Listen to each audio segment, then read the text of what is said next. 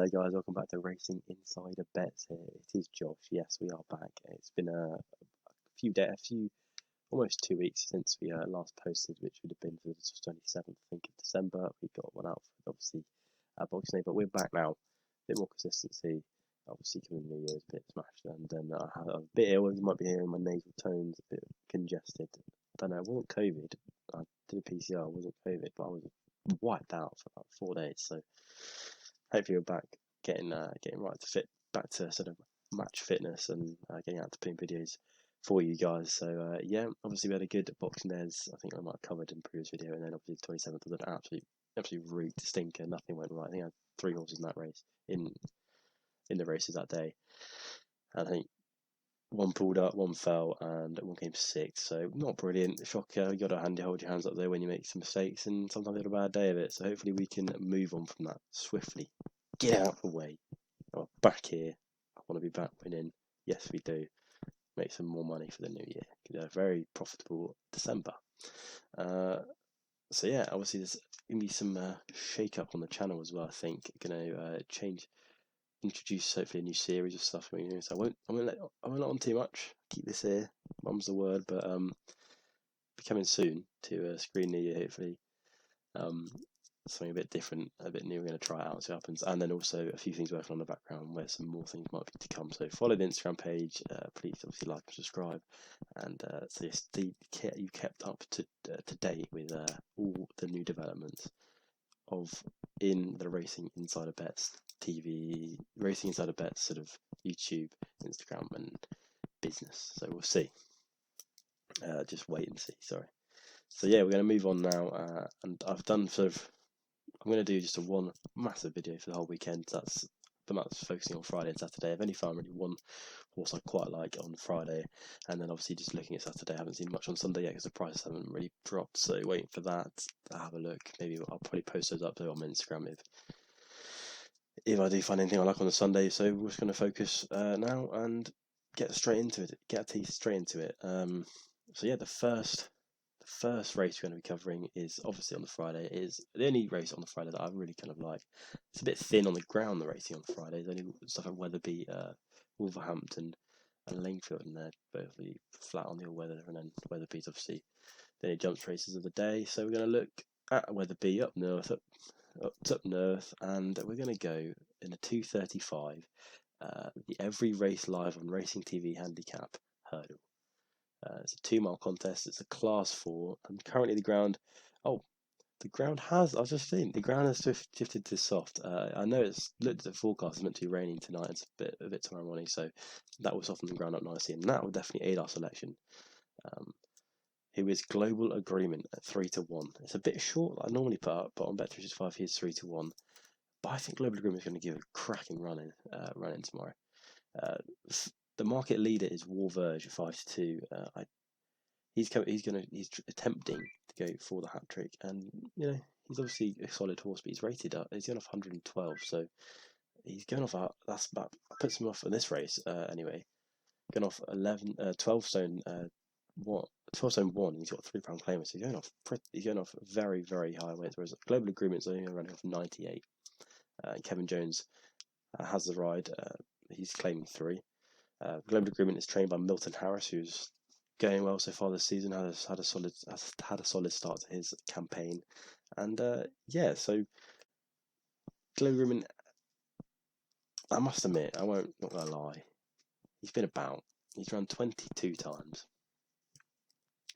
12 on the flat, 10 over hurdles. He's won once.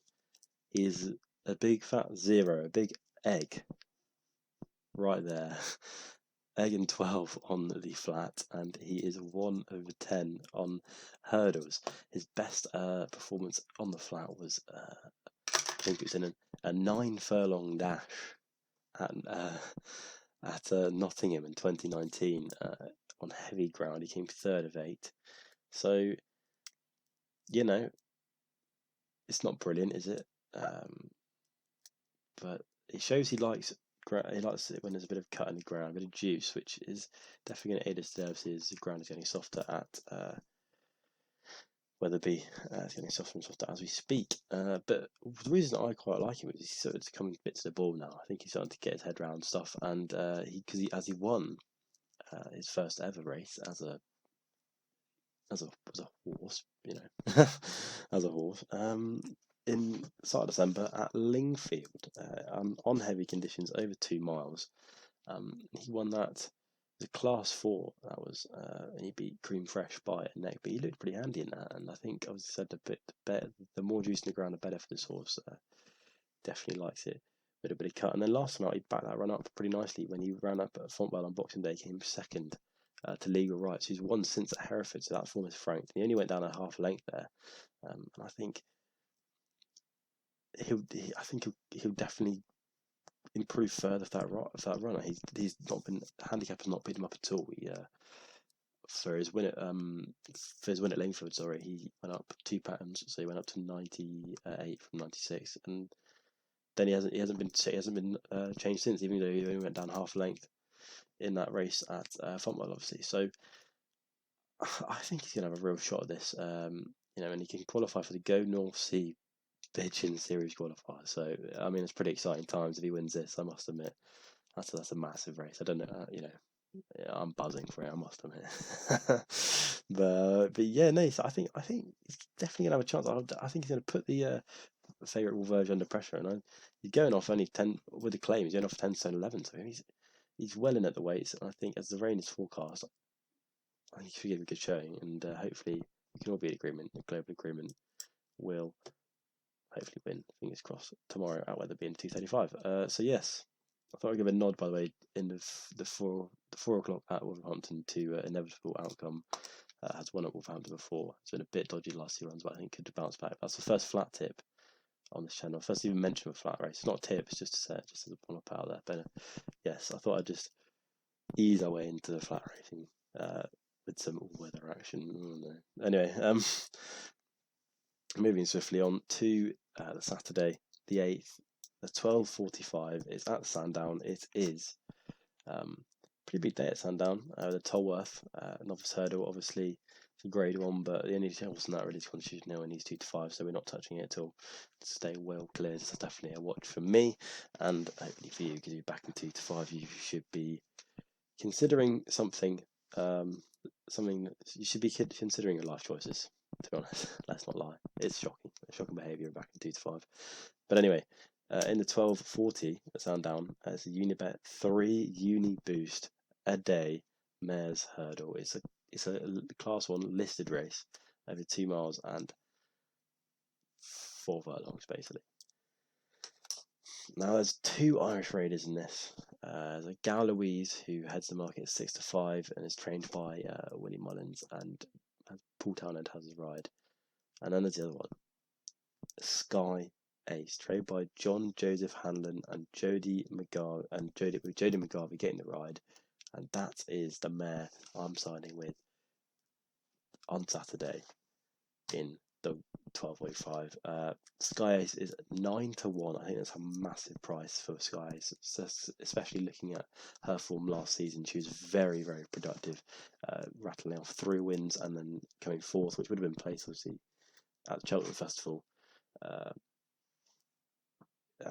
And she ended up beating that day Martello Sky, who here is 6 to 4, almost joint favourite with Galoise. So has form over Martello Sky. Beat Martello, I think Martello Sky was 8th, so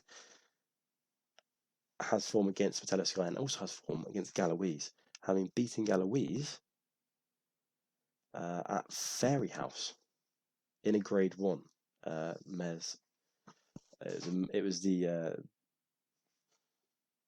the mares. I'm just going to get it up here. It was sorry for this. It was the mares novice hurdle championship final, and she beat Galoise by half a length. I think she can replicate that form, and I think the 9 to 1 is silly.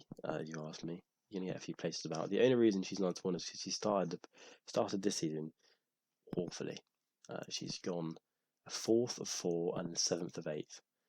Fairy House respectively, but that's not really a surprise. That's what I don't get. She normally sort of needs a few runs to get into her. She had last season. She had a bit of a shocker from about September all the way to start of October, she was 10th of 14, 6th of 6, and then she fell. And before she ended up winning one race at Down Royal. Then she obviously ran at Punchestown, which is the grade 3. Then she ran obviously was 4th at Cheltenham Festival, and then won a grade 1. So, I mean, she just needs a few runs to get under her belt, and then she'll be fucking absolutely smashing it up. And I think she's definitely on to the board. She's had the 2 runs. I think she's going to be right up there. She won't be being brought over for no reason at all. And I think she's going to have a real chance, more so than 9-1 shot that they're giving her. She's plenty good enough to upset the outcome. I've got her. She's beaten 2 of these before. I just don't see how anything can be really priced up 9-1 as a result of that.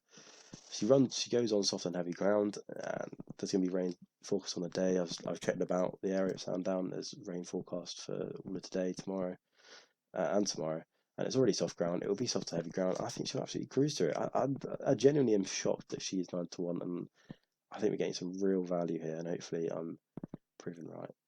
Please, Skyace, I beg, let's redeem ourselves at Sandown, and let's get another one on the board, nice and quickly. So the Skyace in the 1240 at Sandown is my first selection of the day, and then we're going to move to Wincanton, where we are currently 1 of 1 here, thanks to Orby's Legend on Boxing Day. Hopefully we can keep the perfect record going, as I'm going to side here with Grey Diamond in the 205. It's the Advanced Biotech.com UK award-winning CBD handicap chase. What a name! What a trophy! I imagine that's going to be. It's going to be a nice trophy. Class 3. It's over 2 miles and it's currently good soft. Grey Diamond, as I said, is 6-1. I'm not going to say much more. Is by far the best horse in the field, rated that way. Jack Jude has a £3 claim. Jack Jude is a quality jockey. There's nothing in here. It's going to be. I'm literally looking at it. It's not going to be him. He's going to win 6-1. Just put in your bets now. Sam Thomas is obviously a very hot trainer at the moment, and his horses have been flying in. This puppy's came 3rd in a listed race at Ascot first time out this season, behind a Muller Gold, which is pretty solid for Muller Gold, and Monsieur Le Croix, pretty solid form. Yeah, thank you. And then was 4th at Newbury behind Il Redito, Numerator. So I don't even need to really overdo it. I don't need to sell it. Just there on the screen, you'll see Grey Diamond 6-1. Just have a punt, because that's silly pricing if you ask me. And we'll move on swiftly. Yes, I said that a lot, but trying to keep it short. Jesus, already 12 minutes.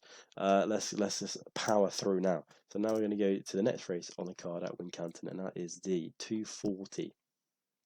It is the RapidCharge.com leading EV charging solution handicap hurdle. These names at Wincanton are amazing, aren't they? What sponsors they've got.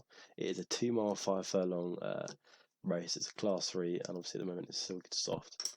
I doubt that will stay the same. I think it will probably go to soft, but hopefully our section will be able to do this, because we're taking the risk here that we're taking the risk that obviously with the value comes some risk, and hopefully our selection will be able to go on the ground. And that says Getalead at 9-1. I think is a really seriously improving horse. It was very uninspiring in his first season over hurdles, but has been revolutionised after an 11-month break.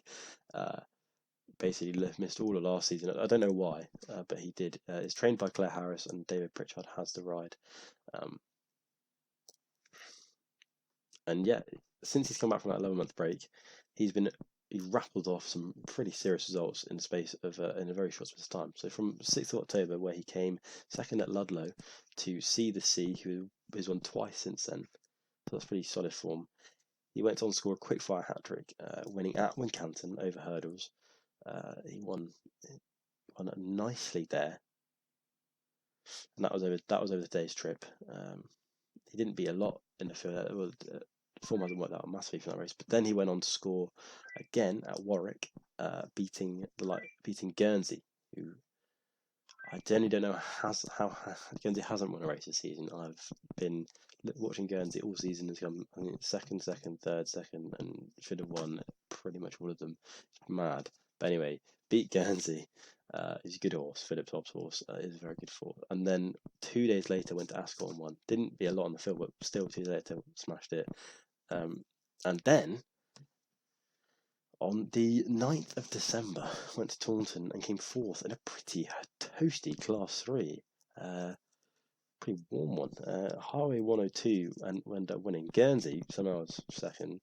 And then Royal Pretender was third. So that's a pretty solid form. I think Getalead, after having a little bit of time over the Christmas period to chill out, about a month, which is a long period of time he's had over the course of the season. I think he's gonna be spot on for this, and hopefully, as long as the ground doesn't get too like boggy, should be fine. Obviously, there's one no good soft, but mainly he's acted on good ground this season and hasn't done so well on anything that's really soft. So hopefully we can avoid that. But that's why you take the risk with the price. So, but I do think Getalead at 9-1 is really overpriced, and I've been really impressed with his progression this season. And hopefully he can rack up another win and a good run for us today, because he's definitely going to outrun his odds if he's 100% and if it doesn't get too soft. I think he's definitely really solid value. So yes, and then we're going to move back to Sandown to finish off the video. 2 selections, 2 more from there. The first one in the 3 p.m. and that is in the veterans handicap chase. It's a class 2 over 3 miles. Obviously soft ground, a forecast at the moment. And my selection is Rolling Dylan. Is 10-1 on 365 at the moment. Obviously, as the name suggests, he's a proper wily veteran. Has been racing since 2015. Long time, and spent pretty much all of last season in point to points. He's been racking up pretty solid form there, winning 2 and placing in 3, and the only one he hasn't placed in came 4th. So he looks, he's in good nick, even though he's 11 years old. He's still obviously trained by Philip Hobbs, and Michael Nolan will have the ride in this one. It's owned by Miss. I'm assuming it's Philip Hobbs' wife, Miss SL Hobbs. So it's pretty cool in the family, and hopefully he does well today, because he's got some, he scrolls. You have to scroll. It's a long scroll to look at his form, but he definitely acts on ground that's going to be soft, so he'll be fine with the ground. And he's come second at Sandown last time out, behind Bally Body, only 3 lengths down on him. And other than amateur jockey's race, he seems to like it over 3 miles. Was doing all his winning at point to points for 3 miles, and I think he could really bounce back. He's been, as a result of being at point to points, his mark is much lower than his last winning one. His last winning mark was 139 when he ran up at Chepstow like a couple of years ago, and he's been dropped to 128 today, and he's going off 3rd bottom weight, which is insane in this race, because obviously it's a 3 mile slog for veterans. I think he's got a real shot here. He qualified for the race by coming 2nd at Aintree on his reappearance over non-point to point races. He was 2nd man Wishing and Hoping. I think he got a bit about him. I do think Rolling Dylan is well handicapped to go on the ground. He beat Potter's Corner at Aintree that day, who obviously was done on a head bob for the cross country at Cheltenham in the December meeting. I think he's got a real shot here. I think he does it, and at 10-1 each way, you're going to get a good price value. So hopefully Rolling Dylan can roll back the gears, or roll back some point to point form, and do us a bit of a favour, a bit of a naughty one in the veterans handicap chase. And then finally we'll wrap up the day. 3:35 at Sandown, the Unibet Casino, deposit 10, get 40 handicap hurdle. It's a class 2 over 2 miles on soft ground, and I'm just going to say it, Mack The Man 4-1 is overpriced, and he will win. He will win. I would urge everyone to go put money on him right now, because he just won't stay the price. I don't see that in a scenario where any other horse in this race gets any money apart from him. He's so much better than them. It's silly. 4-1 is a stupid price. He hasn't run for 60 days. Because I think Connections have been struggling to find a race, really. He wants it on the soft side, obviously. He wants it on the soft side, and with the weather being about the way it has been, he hasn't really been able to find that for a couple of months. And they finally stuck to him at the race here. They've been looking to get him at Sandown. I saw them in the last Sunday meeting. He was entered in a few races, and they got withdrawn. He's coming here today. He's coming here on Saturday, and hopefully he'll stay in this one, because if he does, he'll win it. If you ask me, I don't see anything in the race that's really going to get it. Hermes Boy is 5-2 favourite at the moment. That shouldn't be.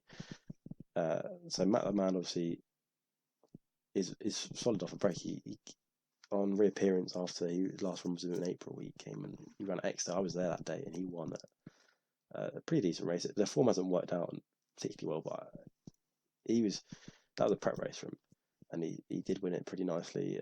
He won it well.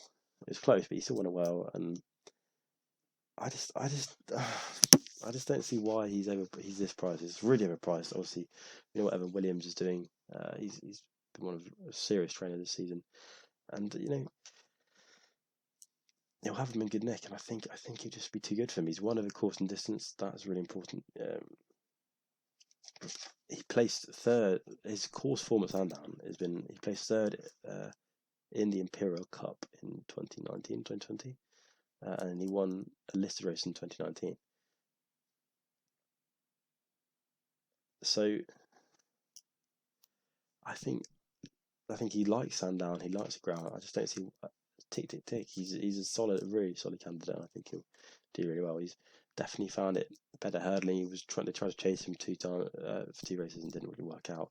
I think he's definitely better suited over hurdles. And he beat Protectorat and Song for Someone in that list race at Sandown. And then I think he would have been competitive in the Betfair hurdle in the 2020 Betfair hurdle had he not been brought down. So he's a proper horse, and I think he'll smash it out. I don't see why he won't win, and that's why he is my selection for the final one, 3:35 at Sandown. And get your money in soon, if you ask me. So yeah, guys, that's all. That's it. Wrapped up. I had a fair few selections there. Hopefully, we got through quick enough. Appreciate you guys for watching, and please like and subscribe if you got this far and like the video, and catch you next time. I will have a Cheltenham video out soon, a new up-to-date one. So stay tuned for that, everybody. So anyway, guys, come on, the Mack.